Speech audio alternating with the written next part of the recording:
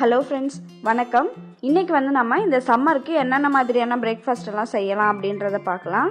இந்த பிரேக்ஃபாஸ்ட் எல்லாமே நம்மளோட உடம்புக்கு நல்லா குளிர்ச்சி தரக்கூடிய உணவுகள் தான். ஃபஸ்ட்டு நம்ம கம்பு புட்டு எப்படி செய்கிறதுன்னு பார்க்கலாம். இதுக்கு நான் 1.25 கப் அளவுக்கு கம்பு மாவு எடுத்திருக்கேன். இதை இந்த மாதிரி ஒரு பவுலில் சேர்த்துருங்க. இது கூடவே 1/4 டீஸ்பூன் அளவுக்கு உப்பு சேர்த்துடலாம். அடுத்ததாக இதில் கொஞ்சம் கொஞ்சமாக தண்ணி சேர்த்து நல்லா மிக்ஸ் பண்ணிக்கோங்க. இந்த மாவு ஃபுல்லாக நல்லா ஈரப்பதமாக இருக்கணும். அப்போ தான் நமக்கு நல்லா வேகும். இந்த மாதிரி பிடிச்சோம் அப்படின்னா பிடிக்கிறதுக்கு வரணும். அந்த மாதிரி நல்லா மாவு ரெடி பண்ணிக்கோங்க. ரொம்ப தண்ணி ஊற்றிட்டோம் அப்படின்னா நமக்கு கரெக்டாக உதிரி உதிரியாக வராது. அதனால கொஞ்சம் கொஞ்சமாக இந்த மாதிரி தண்ணி தெளித்து நம்ம மிக்ஸ் பண்ணிகிட்டே வரணும். இப்போ பாருங்கள், நம்மளோட கம்பு புட்டு மாவு ரெடி ஆயிடுச்சு. அடுத்ததாக நம்ம அடுப்பில் இட்லி பாத்திரத்தை வச்சிடலாம். இந்த தண்ணி நல்லா கொதிக்கட்டும். அதுக்குள்ளே நம்ம இந்த கம்பு புட்டு மாவை சலிச்சு எடுத்துக்கலாம். இந்த கம்பு புட்டு சலிக்கிறதுக்கு நமக்கு பெரிய துளையுள்ள ஒரு சல்லடை எடுத்துடலாம். இதில் நம்ம கம்பு மாவு போட்டு இந்த மாதிரி நல்லா தேய்ச்சி விடுங்க. அப்போ நமக்கு நல்லா உதிரி உதிரியாக வரும். இதே மாதிரியே நம்ம எல்லாத்தையும் சலிச்சு எடுத்துடலாம். இப்போ பாருங்கள், தண்ணி நல்லா கொதிச்சிட்ருக்கு. இதுக்கு மேலே நம்ம ரெடி பண்ணி வச்சுருந்த கம்பு புட்டு மாவை இதில் வச்சிடலாம். இதில் வச்சுட்டு நல்லா மூடி வச்சுருங்க. இது ஒரு 10 நிமிஷம் நல்லா வேகட்டும். 10 நிமிஷத்துக்கு அப்புறமேட்டு பாருங்கள், நல்லா உதிரி உதிரியாக நமக்கு கம்பு புட்டு ரெடியாக இருக்குது. இந்த புட்டு பார்த்திங்க அப்படின்னா நம்ம ரொம்ப சீக்கிரத்துலேயே செய்யக்கூடிய ஒரு உணவு தான். இதுக்கு நம்ம ஒரு வாழைப்பழத்தை வச்சு கொஞ்சமாக தேங்காய் சர்க்கரை போட்டு சாப்பிட்டாமாவே ரொம்ப நல்லா டேஸ்ட்டாக இருக்கும். அப்படி இல்லைன்னா கடலைக்கறி முட்டைக்கறி இந்த மாதிரி ஏதாவது ஒன்று வச்சு கூட நம்ம சாப்பிட்லாம். அடுத்ததான் நம்ம பார்க்க போகிறது பச்சைப்பயிறு தோசை. இது பண்ணுறதுக்கு நம்ம 1/2 கப் அளவுக்கு பச்சைப்பயிறு எடுத்துக்கலாம். 1/4 கப் அளவுக்கு இட்லி அரிசி எடுத்துக்கோங்க. இது ரெண்டையும் நம்ம நைட்டே ஊற வச்சிட்டோம் அப்படின்னா நம்ம காலையில் ஈஸியாக ரெடி பண்ணிடலாம். அப்படி இல்லைன்னா குறைஞ்சது ஒரு 3 மணி நேரத்துலேருந்து 5 மணி நேரம் ஊற வச்சுக்கோங்க. இப்போ பாருங்கள், நான் பச்சைப்பயிரையும் அரிசியும் நைட்டே ஊற வச்சிட்டேன். இதை நம்ம மிக்ஸி ஜாரில் போட்டு அரைச்சிக்கலாம். இது கூடவே நம்ம 2 பச்சை மிளகாய் சேர்த்துக்கலாம். ஒரு சின்ன துண்டு இஞ்சி சேர்த்துக்கோங்க. கொஞ்சமாக கொத்தமல்லி இலையும் சேர்த்துக்கோங்க. நல்ல வாசனையாக இருக்கும். அடுத்ததாக 1/4 டீஸ்பூன் அளவுக்கு சீரகம் சேர்த்துடலாம். கொஞ்சமாக பெருங்காயம் சேர்த்துக்கோங்க. கூடவே கொஞ்சம் உப்பு, ஒரு 1/2 டீஸ்பூன் அளவுக்கு நான் சேர்த்துருக்கேன். இது கூடவே கொஞ்சமாக தண்ணியும் சேர்த்து நம்ம அரைச்சி எடுத்துடலாம். தேவைப்படும் போது கொஞ்சம் கொஞ்சமாக தண்ணி ஊற்றி அரைச்சிக்கோங்க. இந்த மாவு ரொம்ப திக்காக வேணால், நம்ம எப்பயும் போல் தோசைக்கு எந்த அளவுக்கு மாவு ரெடி பண்ணுவோமோ அதே பதத்துக்கு மாவு ரெடி பண்ணிக்கோங்க. இந்த மாதிரி நல்லா ஒரு ஸ்மூத் பேட்டராக ரெடி பண்ணிக்கோங்க. இதை நல்லா மிக்ஸ் பண்ணிக்கலாம். தேவைப்பட்டால் கொஞ்சமாக தண்ணி சேர்த்துக்கோங்க. இந்த மாதிரி பதத்துக்கு நம்மளோட மாவு இருக்கணும். அப்போ தான் தோசை நல்லா மெலிசாக ஊற்றுறதுக்கு வரும். நம்மளோட பச்சைப்பயிறு தோசை மாவு ரெடி ஆயிடுச்சு. அடுத்ததான் நம்ம இந்த சைடு தோசைக்கல் வச்சிடலாம். கல் நல்லா சூடான பிறகு கொஞ்சமாக தண்ணி தெளித்து விட்டுக்கோங்க. இப்போ நம்ம ரெடி பண்ணி வச்சுருந்த மாவு இதில் விட்டு கொஞ்சம் நல்லா இந்த மாதிரி தேய்ச்சி விட்டுக்கலாம். இதுக்கு மேலே கொஞ்சமாக வெங்காயத்தை சேர்த்துக்கலாம். கொஞ்சமாக இட்லி பொடியும் சேர்த்துக்கோங்க. இப்படி சேர்த்தோம் அப்படின்னா நல்லா டேஸ்ட்டாக இருக்கும். நமக்கு எந்த ஒரு சட்னி குழம்பும் தேவையில்லை. இது அப்படியே சாப்பிட்லாம். அப்படி இல்லைன்னா கொஞ்சமாக தேங்காய் சட்னி வச்சு கூட சாப்பிட்லாம். மேலே கொஞ்சமாக எண்ணெய் ஊற்றிக்கோங்க. இப்போ நம்ம இதை மூடி வச்சிடலாம். இது ஒரு 2 நிமிஷம் நல்லா வேகட்டும். இப்போ பாருங்கள், நம்மளோட பச்சைப்பயிறு தோசை நல்லா மொறுமொறுன்னு ரெடி ஆயிடுச்சு.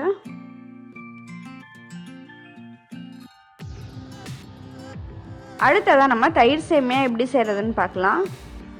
இதுக்கு ஃபஸ்ட்டு நம்ம சேமியா வேக வைக்கிறதுக்காக தண்ணி நல்லா சூடு பண்ணிக்கலாம். இது ஒரு கிட்டத்தட்ட 6 கப் அளவுக்கு தண்ணி இருக்கும். இதுக்கு அளவு எதுவும் தேவையில்லை. நான் 150 கிராம் சேமியா எடுத்திருக்கேன். அதுக்கு ஒரு 6 கப் 5 கப்லேருந்து 6 கப் அளவுக்கு தண்ணி எடுத்துக்கோங்க. இது நல்லா கொதிக்கட்டும். அதுக்குள்ளே நம்ம தயிர் ரெடி பண்ணி வச்சிடலாம். இதுக்கு நான் 1 கப் அளவுக்கு தயிர் எடுத்திருக்கேன். இதை நல்லா மிக்ஸ் பண்ணி விட்டுக்கோங்க விஸ்க வச்சு. இது இந்த மாதிரி க்ரீமியாக ஆகிற அளவுக்கு நல்லா மிக்ஸ் பண்ணிக்கோங்க. அடுத்ததான் நம்ம இதில் 1/2 கப் அளவுக்கு பாலை ஊற்றி நல்லா மிக்ஸ் பண்ணிக்கலாம். அடுத்ததான் நம்ம இதில் கொஞ்சமாக இஞ்சி சாறை சேர்த்துடலாம். நான் ஒரு 1 இன்ச் அளவுக்கு இஞ்சி எடுத்து அதை நல்லா தட்டி எடுத்திருக்கேன். இதை நம்ம அப்படியே சேர்க்கறதுனாலும் சேர்த்துக்கலாம். அப்படி இல்லைன்னா வெறும் சாறு மட்டும் சேர்க்கறதுனாலும் சேர்த்துக்கலாம். அடுத்ததாக ஒரு பச்சை மிளகாயை இந்த மாதிரி 4 கீரி சேர்த்துக்கோங்க. ஒரு 5-6 சொட்டு லெமன் ஜூஸ் சேர்த்துடலாம். இது எல்லாத்தையும் சேர்த்துட்டு நல்லா மிக்ஸ் பண்ணிக்கோங்க. லெமன் ஜூஸோட வாசனை வந்து நல்லாயிருக்கும், அதனால கொஞ்சமாக சேர்த்துக்கோங்க. அப்படி இல்லை உங்களுக்கு பிடிக்காதுன்னா சேர்க்க வேண்டாம். சப்போஸ் நீங்கள் வந்து இதை லஞ்ச் பாக்ஸுக்கு கொடுத்து விடுறீங்க அப்படின்னா அதில் வந்து நீங்கள் லெமன் சேர்க்க வேண்டாம், ஏன்னா வந்து அது ரொம்ப புளிச்சிரும். அடுத்ததாக இதுக்கு தேவையான அளவு உப்பு சேர்த்துக்கலாம். நான் வந்து ஒரு 1/4 டீஸ்பூன் மட்டும் சேர்த்துக்கிறேன். அடுத்ததாக கொஞ்சமாக கொத்தமல்லி இலையை தூவி நல்லா மிக்ஸ் பண்ணிக்கலாம். இப்போ பாருங்கள், தண்ணி நல்லா கொதிச்சிட்ருக்கு. இதில் வந்து 1 டீஸ்பூன் அளவுக்கு உப்பு சேர்த்துக்கோங்க. உப்பு சேர்த்து நல்லா மிக்ஸ் பண்ணிடுங்க. இதில் நம்ம சேமியாவை சேர்த்து ஒரு 2 நிமிஷம் நல்லா வேக வச்சுக்கலாம். இப்படி நசுக்குனீங்க அப்படின்னா இந்த மாதிரி நசுங்கணும், அந்த அளவுக்கு நல்லா வேக வச்சுக்கோங்க. அப்பப்போ இந்த மாதிரி நசுக்கி பார்த்து வெந்துருச்சா அப்படின்றத செக் பண்ணிக்கோங்க. ரொம்ப வெந்துருச்சு அப்படின்னா நமக்கு வந்து குழஞ்சிரும். இப்போ பாருங்கள், சேமியா நல்லா வெந்துருச்சு. இப்படி வந்து நசுக்கும் போது நல்லா கட் ஆகுது. இப்போ வந்து அடுப்பு ஆஃப் பண்ணிவிட்டு நம்ம இதில் உள்ள தண்ணியை வந்து வடித்து எடுத்துக்கலாம். இப்போ பாருங்கள், நம்ம வந்து சேமியாவை நல்லா வடித்து எடுத்தாச்சு. இதுக்கும் மேலே நம்ம நார்மலான பச்சை தண்ணி அப்படி இல்லைன்னா சில் தண்ணி ஊற்றி நல்லா இன்னொரு டைம் அலசிக்கோங்க. இந்த மாதிரி பண்ணும்போது நமக்கு நல்லா உதிரி உதிரியாக கிடைக்கும். இதில் உள்ள தண்ணி வந்து இன்னும் கொஞ்சம் நல்லா வடியட்டும். சேமியா நல்லா ஆறின பிறகு தான் நம்ம வந்து இதை தயிரில் போட்டு நல்லா மிக்ஸ் பண்ணணும். சூடாக இருக்கும் போது போட்டுறாதீங்க. இப்போ வந்து நமக்கு சேமியாவும் ரெடி ஆயிடுச்சு, தயிரும் ரெடி ஆயிடுச்சு. அடுத்ததான் நம்ம தயிரை தாளிக்கிறதுக்கு ஸ்டார்ட் பண்ணிடலாம். ஒரு குட்டி பேனில் 2.5 டீஸ்பூன் அளவுக்கு எண்ணெய் ஊற்றிக்கிறேன். எண்ணெய் நல்லா சூடான பிறகு அதில் ஒரு 1/4 டீஸ்பூன் அளவுக்கு கடுகு சேர்த்துக்கோங்க. கடுகு பாருங்கள் வெடிச்சிட்ருக்கு. இந்த சமயத்தில் நம்ம 1/4 டீஸ்பூன் உளுத்தம்பருப்பு, 1/4 டீஸ்பூன் கடலைப்பருப்பு சேர்த்துடலாம். ஒரு வரமிளகாயை இந்த மாதிரி கிள்ளி சேர்த்துக்கோங்க. கொஞ்சமாக பெருங்காயமும் சேர்த்துடலாம். அடுத்ததாக அடுப்பை ஆஃப் பண்ணிவிட்டு கருவேப்பிலையில சேர்த்துருங்க. இப்போ பாருங்கள், நம்மளோட சேமியாவும் நல்லா ஆறிடுச்சு. இந்த சமயத்தில் நம்ம இதை தயிரில் போட்டு நல்லா மிக்ஸ் பண்ணி விட்டுறலாம். சேமியாவை உடச்சிடாமல் நல்லா பொறுமையாக கலந்து விட்டுக்கோங்க. இந்த சமயத்தில் உங்களுக்கு தயிர் இதில் பத்தலை அப்படின்னு தோணுச்சுன்னா இன்னும் கொஞ்சம் கூட நீங்கள் தயிரை வந்து நல்லா பீட் பண்ணிவிட்டு இது கூட சேர்த்துக்கலாம். அடுத்ததாக நம்ம இதில் தாளித்து வச்சுருந்தோம்ல, அதை கொட்டிடலாம். இதுக்கும் மேலே கொஞ்சமாக மாதுளம்பழத்தை தூவிக்கோங்க. இப்போ வந்து வெயில் காலம் இல்லையா, அதனால நம்ம கொஞ்சம் ஃப்ரூட்ஸையும் கொஞ்சம் சேர்த்துக்கலாம். அடுத்ததாக கொஞ்சமாக வெள்ளரிக்காயை நல்லா பொடியாக நறுக்கி சேர்த்துருக்கேன். கொஞ்சமாக உலர் திராட்சையை சேர்த்துக்கோங்க. அடுத்ததாக கொஞ்சம் பைனாப்பிள் நல்லா பொடியாக நறுக்கி சேர்த்துருக்கேன். இதில் வந்து நீங்கள் வாழைப்பழம் கூட சேர்த்துக்கலாம். மேலே கொஞ்சமாக கொத்தமல்லி எல்லாம் தூவிக்கோங்க. இதுக்கு மேலே நம்ம விருப்பப்பட்டால் கொஞ்சமாக முந்திரியையும் நெய்யில் போட்டு வறுத்து போட்டுக்கலாம். அவ்வளோதான். இப்போ பாருங்கள், ரொம்ப ரொம்ப டேஸ்டியான தயிர் சேமியா ரெடி ஆயிடுச்சு.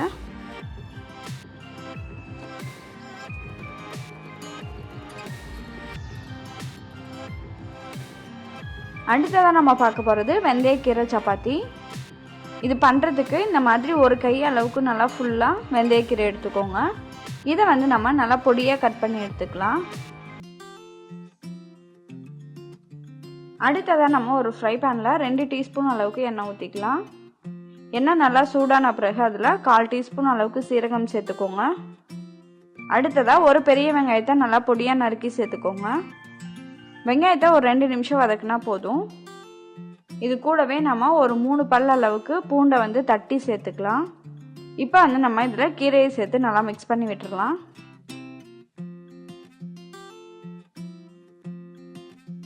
இப்போ வந்து நம்ம இதில் ஒரு 2 சிட்டிகை அளவுக்கு உப்பு, கொஞ்சமாக மஞ்சள் தூள், 1 டீஸ்பூன் அளவுக்கு கொத்தமல்லி தூள், 1/2 டீஸ்பூன் மிளகாய் தூள் இதெல்லாம் சேர்த்து நல்லா மிக்ஸ் பண்ணி விட்டுருங்க. இந்த கீரையை ஒரு 2 நிமிஷம் மட்டும் வதக்கிக்கோங்க. ரொம்ப நேரம் வதக்க தேவையில்லை, ஏன்னா நம்ம சப்பாத்தியில் போட்டு மிக்ஸ் பண்ணி திருப்பி வேக வைக்க போகிறோம். கடைசியாக 1/2 டீஸ்பூன் அளவுக்கு சாட் மசாலா சேர்த்து நல்லா மிக்ஸ் பண்ணிக்கலாம். அடுப்பை ஆஃப் பண்ணிட்டு ஒரு 2 நிமிஷம் கழித்து நம்ம வந்து இதில் கோதுமை மாவை சேர்த்துடலாம். நான் வந்து இன்றைக்கி 2 கப் அளவுக்கு கோதுமை மாவு எடுத்திருக்கேன். இது வந்து கிட்டத்தட்ட 1/4 கிலோ அளவுக்கு இருக்கும். இதை வந்து நல்லா மிக்ஸ் பண்ணி விட்டுக்கலாம். இது கூடவே கொஞ்சமாக உப்பு சேர்த்துக்கோங்க. நான் வந்து இன்றைக்கி 1 டீஸ்பூன் அளவுக்கு சேர்த்துருக்கேன். இப்போ வந்து இது நல்லா ஆறிடுச்சு. இதை வந்து நம்ம கையில் போட்டு நல்லா மிக்ஸ் பண்ணி விட்டுடலாம். கொஞ்சம் கொஞ்சமாக தண்ணி தெளித்து சப்பாத்தி மாவு பதத்துக்கு நம்ம பிசைஞ்சிடலாம். இப்போ பாருங்கள், நம்மளோட மாவு வந்து நல்லா சாஃப்டாக ரெடியாக இருக்குது. இதில் வந்து மேலே வந்து கொஞ்சமாக எண்ணெய் தடவிட்டு நம்ம வந்து இதை ஒரு 1/2 மணி நேரம் அப்படியே மூடி வச்சிடலாம். மினிமம் ஒரு 1/4 மணி நேரத்துக்குனாவது அப்படியே வச்சுருங்க. அப்போ தான் வந்து சப்பாத்தி நல்லா சாஃப்டாக இருக்கும். இப்போ பாருங்கள், ஒரு 20 நிமிஷம் ஆயிடுச்சு. இதை வந்து நம்ம உருண்டை பண்ணி தேய்க்க ஆரம்பிக்கலாம். இதை வந்து நம்ம நல்லா மெல்லிசாக தேய்ச்சி எடுத்துக்கலாம். இதே மாதிரியே நம்ம எல்லாத்தையும் தேய்ச்சிக்கலாம். இப்போ பாருங்கள், நான் வந்து அடுப்பில் வந்து தோசைக்கல் வச்சுட்டேன். கல் வந்து நல்லா சூடாகிடுச்சு. இப்போ வந்து நம்ம இதில் ரெடி பண்ணி வச்சுருந்த சப்பாத்தி அதில் போட்டுடலாம். அந்த சைடு ஒரு நிமிஷம் வேக வச்சுக்கோங்க. அதுக்கப்புறம் திருப்பி போட்டு நம்ம எண்ணெய் ஊற்றிக்கலாம். இப்போ வந்து நம்ம இன்னொரு சைடு திருப்பி போட்டு இந்த சைடும் எண்ணெய் தடவிக்கலாம். 2 சைடும் நல்லா வெந்த பிறகு நம்ம இதை எடுத்துடலாம். இதே மாதிரியே எல்லா சப்பாத்தியும் சுட்டு எடுத்துக்கோங்க. இப்போ பாருங்கள், நம்மளோட வெந்தயக்கீரை சப்பாத்தி ரெடி ஆயிடுச்சு. இந்த வெந்தயக்கீரை சப்பாத்திக்கு நான் சைட் டிஷ்ஷாக என்ன பண்ணியிருக்கேன் அப்படின்னு பார்த்தீங்கன்னா, வெள்ளரிக்காய் போட்டு தயிர் பச்சடி பண்ணியிருக்கேன். இது வந்து இந்த வெயிலுக்கு நமக்கு வந்து ரொம்ப குளிர்ச்சியாக இருக்கும். நம்ம பச்சடியில் பெரிய வெங்காயத்துக்கு பதிலாக சின்ன வெங்காயம் சேர்த்துக்கிட்டோம் அப்படின்னா அது வந்து இன்னும் நல்லா குளிர்ச்சியாக இருக்கும். அடுத்ததான் நம்ம கம்பு இட்லி எப்படி பண்ணுறதுன்னு பார்க்கலாம்.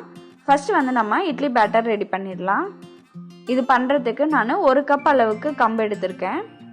1/2 கப் அளவுக்கு இட்லி அரிசி, 1/4 கப் அளவுக்கு உளுந்து, 1 டீஸ்பூன் வெந்தயம், இதுதான் இதுக்கு தேவையானது.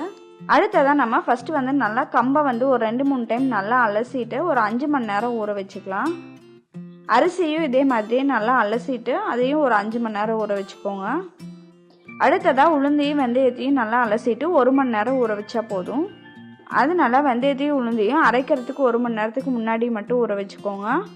இப்போ வந்து நம்மளோட கம்பு, அரிசி, உளுந்து எல்லாமே நல்லா ஊறிடுச்சு. ஃபஸ்ட்டு வந்து நம்ம உளுந்தை போட்டு நல்லா அரைச்சி எடுத்துக்கலாம். இப்போ பாருங்கள், உளுந்து வந்து நல்லா சாஃப்டாக வந்திருக்கு. இந்த சமயத்தில் நம்ம இதை எடுத்துடலாம். அடுத்ததாக இதில் அரிசியை போட்டுடலாம். அரிசியை சேர்த்த உடனே கூடவே கம்பையும் சேர்த்துருங்க. இது ரெண்டும் நல்லா ஒரு 20 நிமிஷத்துக்கிட்ட நல்லா ஆட்டட்டும்.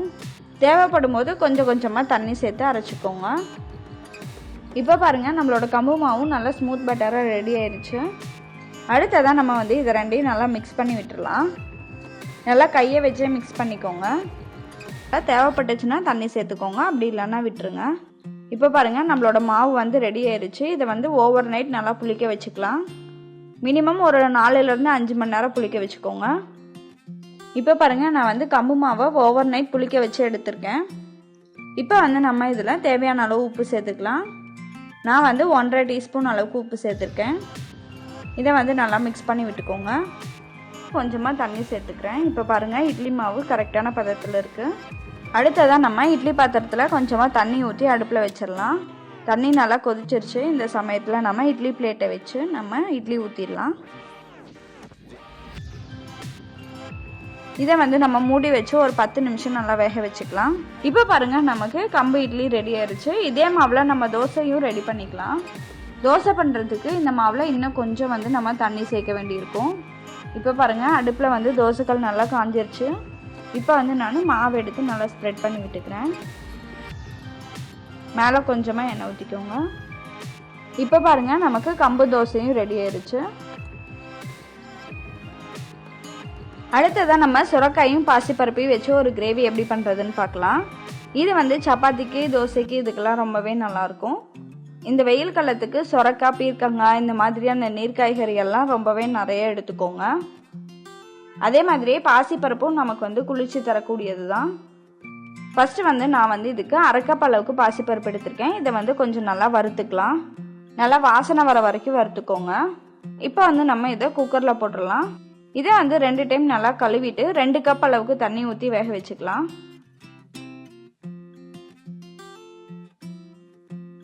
இப்போ நம்ம குக்கரை மூடிட்டு 2 விசில் விட்டு எடுத்துக்கலாம். அடுத்ததான் நம்ம இதில் 3 டீஸ்பூன் அளவுக்கு எண்ணெய் ஊற்றிக்கலாம். எண்ணெய் நல்லா சூடான பிறகு இதில் 2 பிரியாணி இலையை சேர்த்துக்கோங்க. 1/2 டீஸ்பூன் அளவுக்கு சோம்பு சேர்த்துக்கலாம். 1/2 டீஸ்பூன் சீரகம் சேர்த்துக்கோங்க. 1 வரமிளகாயை 2ஆக கிள்ளி சேர்த்துக்கலாம். அதே மாதிரி இந்த வெயிலுக்கு காரம்லாம் ரொம்ப அதிகமாக சேர்க்காம மீடியமான அளவே சேர்த்து சாப்பிடுங்க. அடுத்ததான் நம்ம இதில் கொஞ்சமாக பெருங்காயத்தூள் சேர்த்துக்கலாம். இப்போ வந்து நம்ம இதில் 1 டீஸ்பூன் அளவுக்கு இஞ்சி பூண்டு விழுது சேர்த்து நல்லா இஞ்சி பூண்டோட பச்சை வாசனை போகிற வரைக்கும் வதக்கிக்கலாம். இஞ்சி பூண்டோட பச்சை வாசனை எல்லாம் போயிடுச்சு. இந்த சமயத்தில் நம்ம பாதி அளவுக்கு சுரைக்காயை கட் பண்ணி எடுத்துக்கலாம். ரொம்ப சின்ன சின்ன பீசஸாக கட் பண்ணிடாதீங்க. ஓரளவுக்கு மீடியம் சைஸ் பீசஸாக கட் பண்ணி இதில் சேர்த்துக்கலாம். சுரைக்காயை சேர்த்து ஒரு 2 நிமிஷம் நல்லா வதக்கின பிறகு நம்ம இதில் 1/4 டீஸ்பூன் அளவுக்கு மஞ்சள் தூள், 1/2 டீஸ்பூன் உப்பு, 1/4 டீஸ்பூன் வரமிளகாய் தூள், 1/2 டீஸ்பூன் கொத்தமல்லி தூள் இது எல்லாத்தையும் சேர்த்துட்டு நம்ம நல்லா மிக்ஸ் பண்ணி விட்டுறலாம். இதை வந்து நம்ம ஒரு 2 நிமிஷம் நல்லா வதக்கிக்கலாம். மசாலாவோட பச்சை வாசனை எல்லாம் நல்லா போகட்டும். இது கூடவே ஒரு 2 பிஞ்ச் அளவுக்கு கரம் மசாலாவையும் சேர்த்து நல்லா மிக்ஸ் பண்ணிக்கோங்க. இப்போ வந்து நம்ம இதில் கொஞ்சமாக தண்ணியை சேர்த்து சுரைக்காய் வந்து நல்லா வேக வச்சு எடுத்துக்கலாம். சுரைக்காய் வந்து மூடி வச்சு ஒரு 10 நிமிஷம் வேக வச்சுக்கோங்க. இப்போ பாருங்கள், சுரைக்காய் நல்லா சாஃப்டாக வெந்துருச்சு. இந்த சமயத்தில் நம்ம வேக வச்சு வச்சுருந்த பாசிப்பருப்பை சேர்த்துடலாம். பாசிப்பருப்பை சேர்த்து நல்லா மிக்ஸ் பண்ணிக்கோங்க. இந்த சமயத்தில் நம்ம தேவையான அளவு தண்ணியும் ஊற்றி நல்லா மிக்ஸ் பண்ணி விட்டுறலாம். இப்போ வந்து இது ஒரு 5 நிமிஷம் நல்லா கொதிக்க வச்சுக்கோங்க. கடைசியாக நம்ம கொஞ்சமாக கொத்தமல்லி இலை தூவி இறக்கிடலாம். இப்போ பாருங்கள், நம்மளோட சுரைக்காய் பாசிப்பருப்பு கிரேவி நல்லா ரெடி ஆயிடுச்சு. அடுத்ததாக நம்ம பார்க்க போகிறது வெந்தயக்களி. இது பண்ணுறதுக்கு நான் 1/2 கப் அளவுக்கு புழுங்கல் அரிசி எடுத்திருக்கேன். இது வந்து சாப்பாட்டு அரிசி தான். 2 டேபிள் ஸ்பூன் அளவுக்கு வெந்தயம் எடுத்திருக்கேன். 1 டேபிள் ஸ்பூன் அளவுக்கு உளுந்து எடுத்திருக்கேன். இது எல்லாத்தையும் நம்ம வந்து ஓவர் நைட் ஊற வச்சுக்கலாம். அப்படி இல்லைன்னா குறைஞ்சது ஒரு 3 மணி நேரத்துக்கு ஊற வச்சுக்கோங்க. நான் வந்து இதை வந்து ஓவர் நைட் ஊற வச்சு எடுத்திருக்கேன். இதை வந்து நம்ம மிக்ஸி ஜாரில் போட்டு அரைச்சி எடுத்துக்கலாம். சப்போஸ் நீங்கள் நிறைய செய்கிறீங்க அப்படின்னா நீங்கள் வந்து உளுந்தையும் வெந்தயத்தையும் 1 மணி நேரம் மட்டும் ஊற வச்சு கிரைண்டரில் போட்டு அரைச்சிக்கோங்க. அடுத்ததான் அரிசியை போட்டு நல்லா அரைச்சிக்கோங்க. அப்படி அரைக்கும் போது நிறைய மாவாகும், அதே மாதிரியே நல்லா ஸ்மூத் பேட்டராக கிடைக்கும். நான் வந்து இன்றைக்கி கம்மியாக தான் செய்கிறதுனால நான் வந்து மிக்ஸி ஜார்லேயே போட்டு அரைச்சிக்கிறேன். கொஞ்சமாக தண்ணி சேர்த்து அரைச்சிக்கோங்க. இப்போ பாருங்கள், மாவு வந்து அரைச்சி ரெடி பண்ணி வச்சுருக்கேன். இந்த மாதிரி மாவு வந்து நல்லா ஸ்மூத்தாக இருக்கணும். இதில் வந்து நம்ம தண்ணியை ஊற்றி நல்லா தோசை மாவு பதத்துக்கு கொண்டு வந்துடலாம். இது வந்து அப்படியே இருக்கட்டும். அடுத்ததான் நம்ம கருப்பட்டியை வந்து நல்லா நுணுக்கி எடுத்துக்கலாம். நான் வந்து 250 கிராம் அளவுக்கு கருப்பட்டி எடுத்துருக்கேன். இதை வந்து நம்ம ஒரு பாத்திரத்தில் சேர்த்துட்டு இதுக்கு கொஞ்சமாக தண்ணியையும் ஊற்றி நல்லா பாகு ரெடி பண்ணிக்கலாம். இதுக்கு வந்து பதம்லாம் எதுவும் இல்லை, நல்லா தண்ணியாகவே காய்ச்சி எடுத்துக்கோங்க. கருப்பட்டியில் உள்ள அழுக்கு நீக்கிறதுக்காக தான் நம்ம வந்து இதை பாகு ரெடி பண்ணுறோம். இந்த கருப்பட்டியெல்லாம் கரைஞ்சாலே போதும், நம்ம வந்து இதை வடிகட்டி எடுத்துக்கலாம். இப்போ பாருங்கள், கருப்பட்டி நல்லா கரைஞ்சிருச்சு. இந்த சமயத்தில் நம்ம அடுப்பை ஆஃப் பண்ணிவிட்டு இதை வந்து வேற ஒரு பாத்திரத்தில் வடித்து எடுத்துக்கலாம். அடுத்ததான் நான் வந்து இதே பாத்திரத்தில் ரெடி பண்ணி வச்சுருந்த மாவை ஊற்றிக்கிறேன்.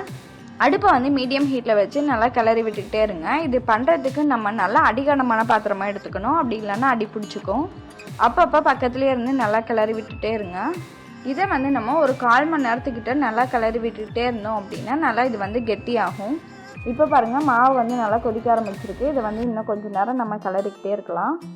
இப்போ பார்த்தீங்க அப்படின்னா மாவு வந்து கொஞ்சம் கொஞ்சமாக திக்காயிட்டே வருது. இது வந்து இன்னும் கொஞ்சம் வந்து நல்லா கெட்டியாகட்டும். இதை வந்து நம்ம ஒரு 1/4 மணி நேரத்துக்கு நல்லா கிளறி விட்டோம் அப்படின்னா தான் உளுந்து வெந்தயத்தோட பச்சை வாசனை எல்லாம் போகும். இப்போ பாருங்கள், மாவு வந்து கொஞ்சம் நல்லா கெட்டியாயிருச்சு. இந்த அளவுக்கு கெட்டியான பிறகு நம்ம வந்து இதில் ரெடி பண்ணி வச்சுருந்த பாகை சேர்த்துடலாம். நான் வந்து ரெடி பண்ணி வச்சுருந்த பாகில் இப்போ வந்து பாதி மட்டும் ஊற்றிருக்கேன். இப்போ பாருங்கள், நான் திருப்பி இன்னும் கொஞ்சம் ஊற்றிக்கிறேன். இப்போ வந்து நம்மளோட சர்க்கரையோட அளவு வந்து கரெக்டாக இருக்குது. இதை வந்து நம்ம இனிமேட்டு கிளறி விட்டுகிட்டே இருக்கணும். இது வந்து கெட்டியாகிற வரைக்கும். இது வந்து இந்த அளவுக்கு கொஞ்சம் நல்லா கெட்டியான பிறகு நம்ம இதில் கொஞ்சமாக ஏலக்காய் தூள் சேர்த்துக்கலாம். இது வந்து ஆப்ஷனல் தான், நீங்கள் விருப்பப்பட்டால் சேர்த்துக்கோங்க, அப்படி இல்லைன்னா விட்டுருங்க. இதை வந்து இன்னும் கொஞ்சம் நேரம் நம்ம கிளறி விட்டுகிட்டே இருக்கணும். இந்த களி வந்து ரெடியாகிறதுக்கு நமக்கு எப்படியும் டோட்டலாக ஒரு 1/2 மணி நேரம் ஆகும். இப்போ பாருங்கள், இது ஓரளவுக்கு கொஞ்சம் நல்லா கெட்டியாக இருக்குது. இந்த சமயத்தில் நம்ம இதில் 1 டேபிள் ஸ்பூன் அளவுக்கு நல்லெண்ணெய் சேர்த்து நல்லா மிக்ஸ் பண்ணி விட்டுடலாம். இப்போ பாருங்கள், நம்மளோட களி வந்து ரெடியாக போகுது. இந்த மாதிரி கிளறும் போது பாருங்கள் நல்லா திரண்டு வந்திருக்கு. இந்த சமயத்தில் நம்ம அடுப்பை ஆஃப் பண்ணிவிட்டு இதை வந்து வேற ஒரு பாத்திரத்தில் எடுத்து போட்டுடலாம். இப்போ பாருங்கள், வெந்தய களி ரெடி ஆயிடுச்சு. இது வந்து நம்ம உடம்புக்கு ரொம்ப ரொம்ப நல்லது. இன்றைக்கி வந்து நம்ம 7 வகையான பிரேக்ஃபாஸ்ட் ரெசிபிஸ் இந்த சம்மருக்கு ரொம்ப ரொம்ப நம்மளோட உடம்புக்கு கூலிங்காக இருக்கக்கூடிய ரெசிபிஸ்லாம் பார்த்துருக்கோம். இந்த எல்லா ரெசிபிஸையும் நீங்களும் உங்கள் வீட்டில் ட்ரை பண்ணிவிட்டு உங்களோட ஃபீட்பேக்கை வந்து கமெண்ட்டில் சொல்லுங்கள். நன்றி.